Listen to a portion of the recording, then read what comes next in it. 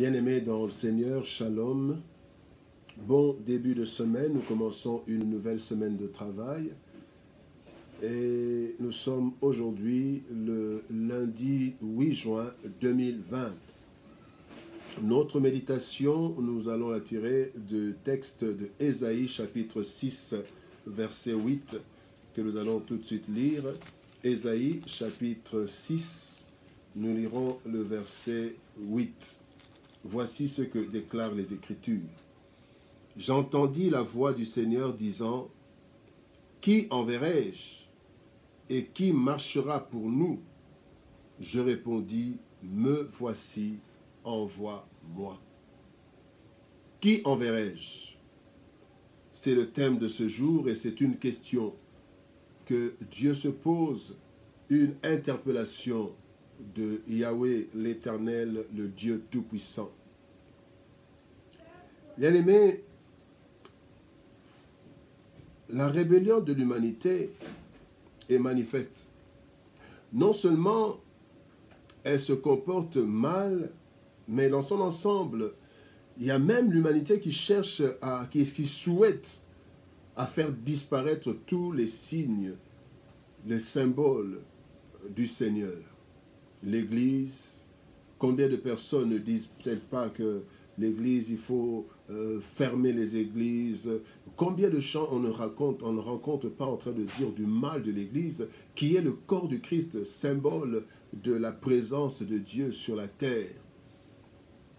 Et des gens le disent, ne sachant pas qu'en fait, ils font partie de ces personnes mandatées par le diable pour essayer de détruire l'Église. Souvenez-vous, dans Matthieu chapitre 16, le Seigneur Jésus-Christ dit « Les portes de séjour de l'enfer ne prévaudront point contre l'Église, les séjours des morts. » Donc, l'Église sera attaquée, est attaquée, a toujours été attaquée par ces personnes qui veulent détruire, par ces hommes et ces femmes rebelles.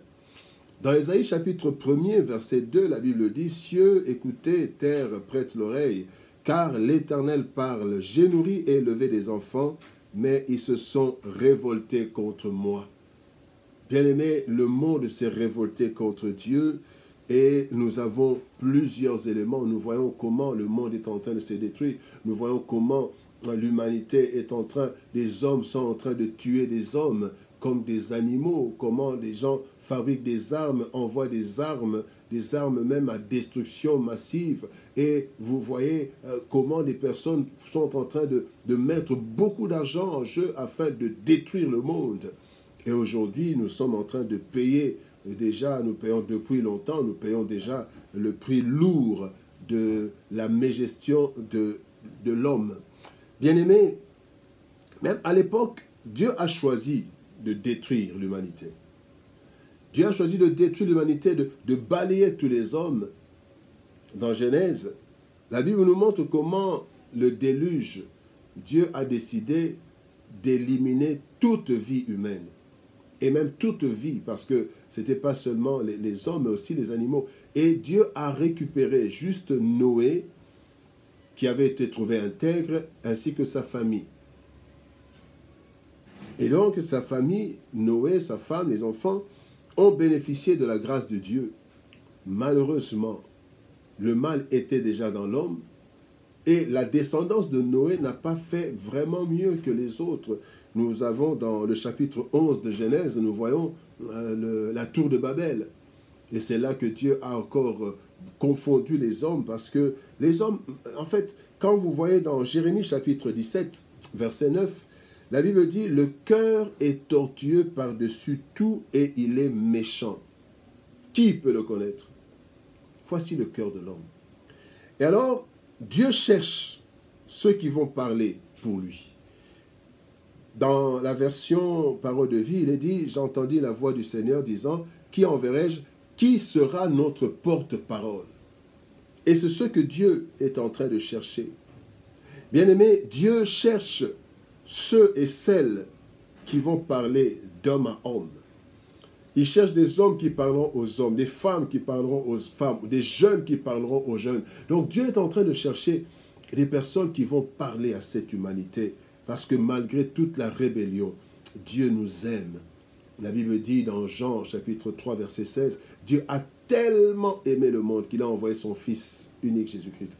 Et c'est le premier qui a dit, me voici, envoie-moi. La Bible dit, tu n'as voulu ni sacrifice ni holocauste, mais tu m'as donné un corps. Et je dis, me voici, envoie-moi pour faire ta volonté. C'est la préfiguration de Jésus. Et Jésus est venu, celui qui avait accepté de venir, non seulement pour parler, mais aussi pour mourir pour nous. Et maintenant, cela continue. L'œuvre a été faite. Mais maintenant, il faut que des hommes et des femmes aillent dire aux hommes que la solution est là. Vous savez, il y a une grande mobilisation autour du coronavirus, Covid. Tout le monde est touché. Mais il y a un virus plus vieux. Un virus qui a déjà touché tout le monde, sans exception. Si on devait faire les statistiques, on aurait des milliards. Le nombre d'habitants, c'est le nombre de personnes touchées par le plus virulent virus, le péché. Et le salaire du péché, c'est la mort. Et on a trouvé, aujourd'hui, on a des problèmes, on n'a pas trouvé le remède contre la Covid. Mais il y a un remède contre le péché, c'est Jésus-Christ. Et Dieu cherche des hommes et des femmes qui puissent aller dire à l'humanité, vous êtes infectés, et cette infection va vous conduire à la mort. Et la seule solution, c'est Jésus-Christ. L'antivirus, le plus grand antivirus. La Bible dit, ne craignez pas ceux qui tuent la chair et ne peuvent rien faire à l'esprit. Craignez plutôt celui qui peut détruire et l'âme, et le corps, et l'âme, et l'esprit. Et ce qui peut détruire, c'est qui? C'est le péché. Et c'est Dieu. Le péché détruit et le corps, le péché détruit l'âme, mais pas la Covid. Et donc, bien aimé, Dieu cherche des hommes, des femmes, pour aller parler à des hommes, à des femmes, à des jeunes, à des adolescents. Bien aimé, pour parler à ce peuple. Mais Dieu sait très bien que parler aux hommes, ce n'est pas une chose facile.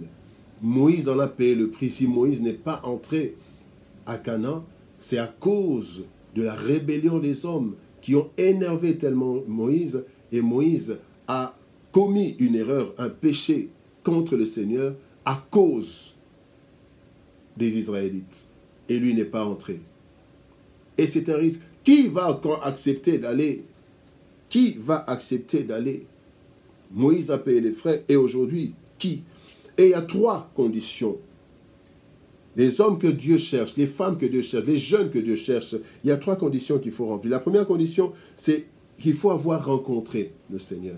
Et ici, dans ce texte, nous voyons qu'avant que le Seigneur lance l'appel, la Bible dit que Ésaïe avait rencontré Dieu. La Bible dit, au verset 5, d'ailleurs au verset 1er, la Bible dit, l'année de la mort du roi Osias, je vis le Seigneur. Donc Moïse Ésaïe avait rencontré, avait vu le Seigneur. Et au verset 5, il dit, malheur à moi, je suis perdu, car je suis un homme dont les lèvres sont impures. J'habite au milieu d'un peuple dont les lèvres sont impures, et mes yeux ont vu le roi, l'Éternel des armées. Heureusement. Au verset 7, il est dit, il toucha ma bouche avec une pierre, et Ésaïe fut purifié. La première chose, ceux qui vont aller, les porte-paroles, sont ceux qui ont déjà rencontré le Seigneur, et c'est dans l'Église.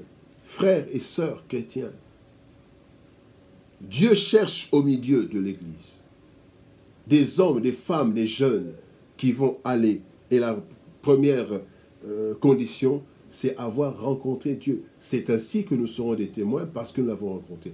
Deuxième condition, être sanctifié.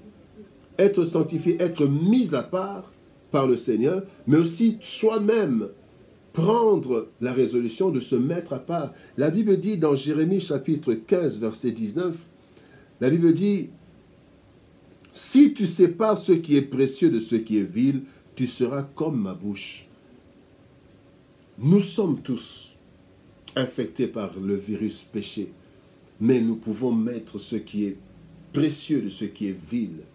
par la grâce du Seigneur, et rencontrer le Seigneur. C'est vrai que notre chair porte encore le mal, mais nous pouvons mettre une distinction, nous pouvons séparer ce qui est bon de ce qui est mauvais. Une vie de consécration au Seigneur. Et ce sont ceux-là qui peuvent aller pour parler aux hommes, aux femmes, aux jeunes. Et la troisième condition, c'est avoir la volonté. Bien-aimé, avoir la volonté. Chaque fois que le Seigneur disait, le Seigneur Jésus-Christ disait, si quelqu'un, il a appelé les personnes qui ont refusé le Seigneur Jésus-Christ. Et Jésus-Christ lui-même a voulu. Il a accepté de mourir à la croix pour nous. Et nous devons aussi, pour aller parler aux hommes, aux femmes, aux jeunes, nous devons accepter de payer le prix de l'ingratitude, le prix des injures, le prix des mépris. C'est ça le prix. Et Dieu est en train de le chercher. Bien aimé, le monde rebelle est en danger de destruction définitive et totale. Plus que le danger de la Covid.